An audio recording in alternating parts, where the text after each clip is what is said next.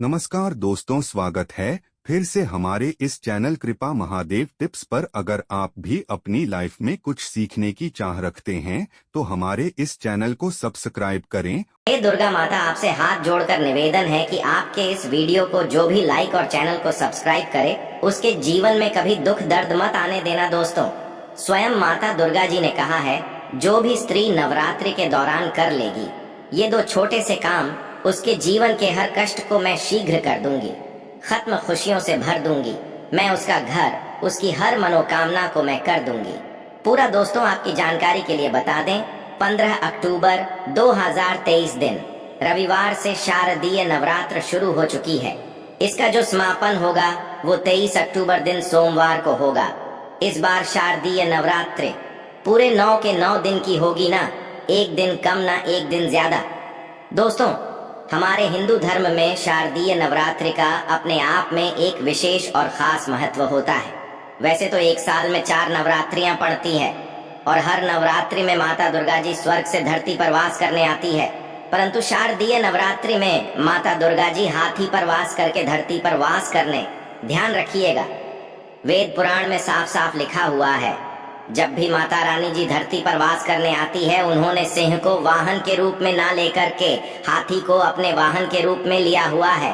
तो ये धरती के लिए बहुत ही शुभ संकेत होता है और ऐसा समय भक्तों के जीवन में खुशहाली लेकर के आता है। दोस्तों, एक साल में 4 नवरात्रियां पड़ती है, परंतु हमारे हिंदू धर्म में नवरात्रि सबसे ज्यादा फलदायी नवरात्रि होती है, क्योंकि इस दौरान माता रानी जी बहुत ही ज्यादा प्रसन्न मुद्रा में होती है, अपने दोनों हाथों से अपने भक्तों पर कृपा बरसाती हैं और शारदीय नवरात्रि के दौरान की गई पूजा साधना क्रिया कभी भी खाली नहीं जाती है। इस दौरान कोई भी व्यक्ति यदि माता रानी जी के लिए व्रत रखता है, पूजा पाठ करता है, तो उस व्यक्ति के लिए स्वर्ग के दरवाजे खुल जाते हैं और माता रानी जी की असीम कृपा उस व्यक्ति पर सदैव बनी रहती है। दोस्तों, शास्त्रों में वर्णित है कि शारदीय नवरात्रि के दौरान यदि कोई भी इंसान माता रानी जी की विधि विधान से पूजा पाठ कर लेता है तो उस व्यक्ति के जीवन का हर कष्ट जन उसे नष्ट हो जाता है और माता रानी जी के आशीर्वाद से उस व्यक्ति के जीवन में उसको धन सुख वैभव ऐश्वर्य की प्राप्ति होती है। दोस्तों, हमारे शास्त्रों में, हमारे वेद पुराण ओम में माताओं के लिए, बहनों के लिए शारदीय नवरात्रि के दौरान कुछ ऐसे उपायों के बारे में बताया गया है जो यदि माताएं बहनें शारदीय नवरात्रि के दौरान सही मुहूर्त पर विधि विधान से कर लें, जिसके बारे में आज के इस वीडियो में हम आपको बताने जा रहे हैं, तो ऐसी महिलाओं को, ऐसी कन्याओं को शीघ्र ही माता रानी जी का वो वरदान और वो आशीर्वाद मिल जाता है, जिसके पश्चात उनके जीवन के हर प्रकार की परेशानी खत्म हो जाती है और माता रानी जी के आशीर्वाद से उनके जीवन में अपार खुशियां ही खुशियां आती हैं।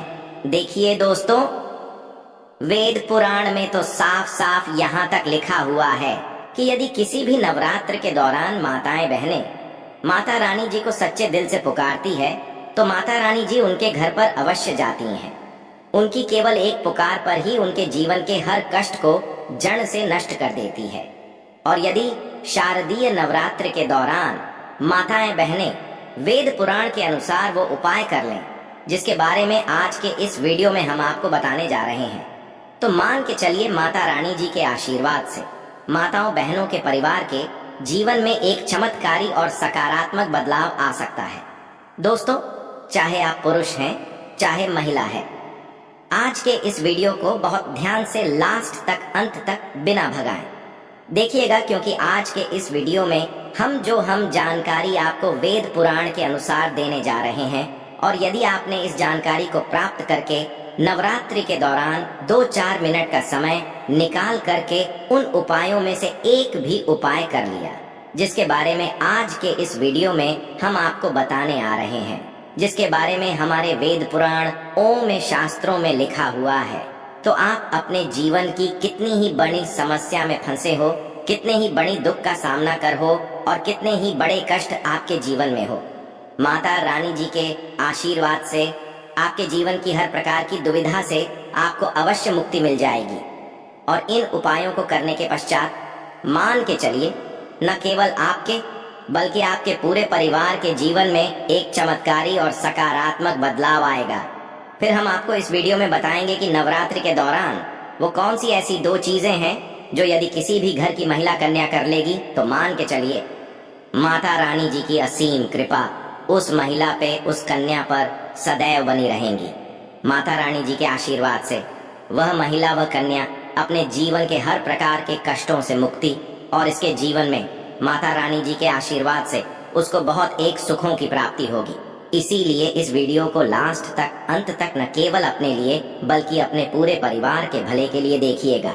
और यदि आप चाहते हैं कि माता रानी जी की कृपा सदैव आपके और आपके परिवार पर बनी रहे, माता रानी जी के आशीर्वाद से आपके जीवन में धन की वर्षा हो और आपको कभी भी अपने जीवन में किसी भी प्रकार की परेशानी का सामना न करना पड़े, माता रानी जी की कृपा से आपके घर की बरकत हो, आपके घर की उन्नति हो, तो दोस्तों पूरी सच्ची श्रद्धा और पूरे विश्वास के साथ कमेंट बॉक्स में जाइए और शीघ्र नारा लगा दीजिए, जय माता दी, जय माता रानी जी की। और यदि आप माता रानी जी के सच्चे भक्त हैं तो इस वीडियो को लाइक करना मत भूलिएगा और एक काम कीजिएगा, कमेंट बॉक्स में अपनी राशि भी डाल दीजिएगा।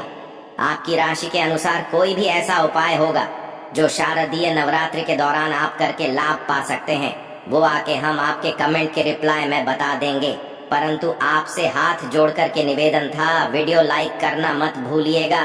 तो यदि आप महिला हैं, यदि आप कन्या हैं, तो कुछ ऐसी गलतियां हैं जो वेद पुराण के अनुसार आपको शारदीय नवरात्रि के दौरान भूल कर भी नहीं करना चाहिए, वरना माता रानी जी आपसे रुष्ट हो जाएंगी और कभी भी आपके घर पर वास करने नहीं आएंगे। तो वो कौन सी गलतियां हैं जो आपको शारदीय नवरात्रि के दौरान नहीं करनी चाहिए?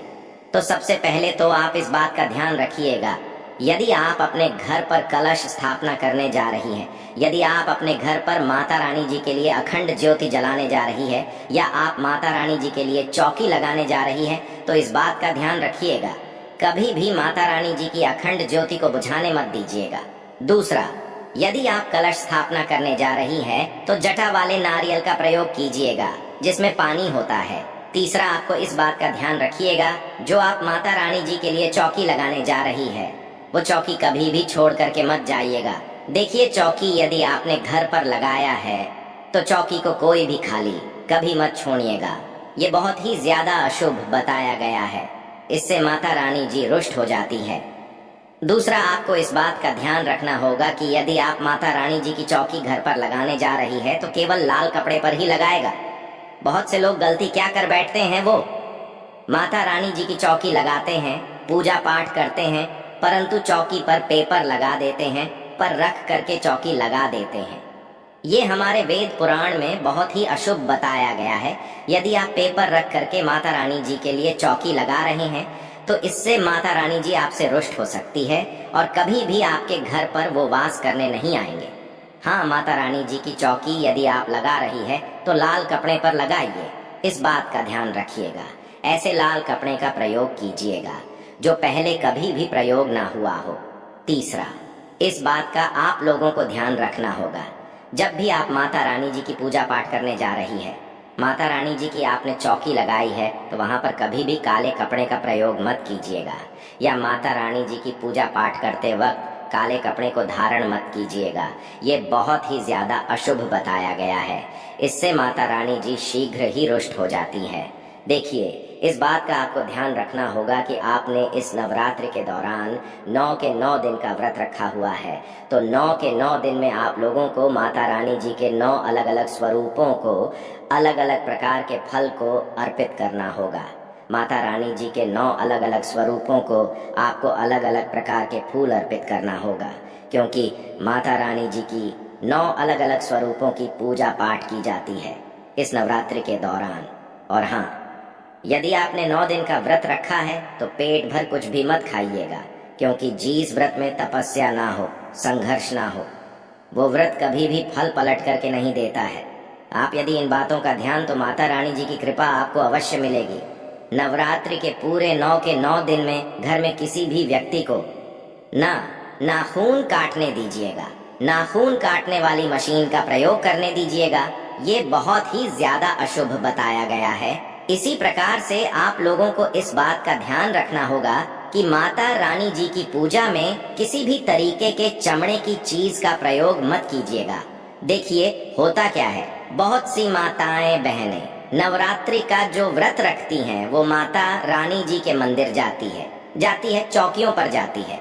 तो आप लोग इस बात का ध्यान रखिएगा, कृपया करके आप लोग कभी भी माता रानी जी के पंडाल पर जा रही हैं तो आप किसी भी चमड़ने वाली चीज का प्रयोग मत कीजिएगा। जैसे पर्स हो गया, बेल्ट हो गई, चप्पलें हो गई, चमड़ने वाली चीजों से आप लोगों को दूर रहना होगा।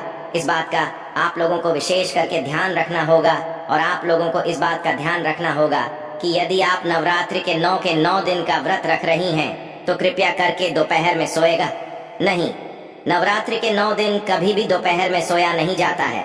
यदि आपने व्रत रखा है तो ये कुछ ऐसी बातें हैं जिनका यदि आप लोग विशेष करके ध्यान रखेंगे तो आपके जीवन में आपको किसी भी प्रकार की परेशानी का सामना नहीं करना पड़ेगा और माता रानी जी की आपको कृपा भी मिलेगी। आपके व्रत का पलट करके आपको करोड़ों गुना लाभ मिलेगा। अब वो कहाँ से है? जो आप व्रत के दौरान यदि करेंगी तो माता रानी जी का आपको आशीर्वाद मिलेगा। तो सबसे पहले आपको इस बात का ध्यान रखना होगा कि यदि आप माता रानी जी के लिए 9 दिन का व्रत रखने जा रही हैं तो आपको लाल कपड़े पहन करके माता रानी जी की पूजा करनी होगी। देखिए, माता रानी जी को लाल रंग बहुत ही प्रिय है। यदि लाल रंग का प्रयोग करते हुए आप माता रानी जी की पूजा पाठ करेंगी तो आपकी पूजा सिद्ध भी हो जाएगी और आपका पूजा का पलट करके आपको करोड़ों गुना लाभ मिलेगा। दूसरा, आपको इस बात का विशेष करके ध्यान रखना होगा, जब भी आप माता रानी जी के लिए पूजा पाठ करने जा रही हो तो पूजा पाठ करने से चौकी के पास थोड़े से गंगा जल का छिड़काव कर दीजिएगा। गंगा जल का छिड़काव करने के पश्चात ही माता रानी जी की पूजा पाठ कीजिएगा। ये बहुत ही ज्यादा शुभ बताया गया है। तीसरा, यदि आप माता रानी जी की पूजा में माता रानी जी को लाल गुड़हल का फूल अर्पित करती है तो ये बहुत शुभ बताया गया है। देखिए, लाल गुड़हल का फूल जो होता है वही एक ऐसा फूल होता है जो माता रानी जी के 9 अलग अलग स्वरूपों को एक साथ अर्पित किया जा सकता है। तो माता रानी जी की पूजा में यदि आप लाल गुड़हल के फूल का प्रतिदिन उनको अर्पित कर रही है तो माता रानी जी के 9 अलग अलग स्वरूपों का आपको आशीर्वाद मिलेगा। देखिए, यदि आप अपने व्रत के दौरान में सीताफल का प्रयोग करेंगे, इससे माना जाता है कि माता सीता जी का आपको असीम आशीर्वाद मिलता है। और माता रानी जी को यदि आप सीताफल अर्पित करेंगी तो इससे भी आपको माता रानी जी का आशीर्वाद मिलेगा। तो ये कुछ ऐसी चीजें थीं जिनका आपको ध्यान रखना है और नवरात्र के दौरान करना है और आपको माता रानी जी का आशीर्वाद भी मिलेगा, वरदान भी मिलेगा और आपके जीवन में आप बहुत खुश रहेंगे।